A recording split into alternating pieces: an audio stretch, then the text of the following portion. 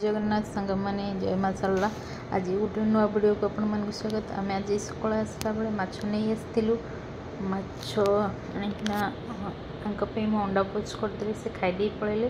तापर आम माँ झील माछ को भलसे धोई देना हल्दी लुण शुक्ला लंका गोली रखीदे मैरिनेट करी सहित गोटे गोटे माछ भाजीदेली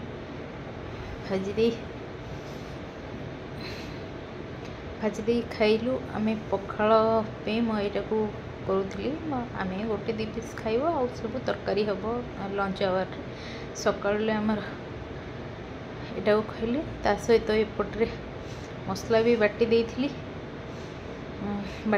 एपटे बिहन जो आनी बिहन को मसला टिके देकिना सब फ्लोर आड करिकिना लुण हल्दी शुक्ला लंका दे ताकू भाजीदेलु। आम पखाल खाइलु माँ झील। जदि मो चैनल प्लीज नुआ अच्छा प्लीज मो चैनल को सब्सक्राइब करूँ, लाइक करूँ एंड कमेंट करूँ। जदि फेसबुक रे देखुं प्लीज फॉलो कर दिंतु।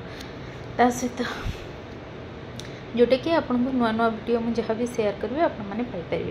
अबिका आम देखु कंचा लंका रसुण दलाटा माछ भजा सहित जानी थे कॉम्बिनेशन केते बढ़िया।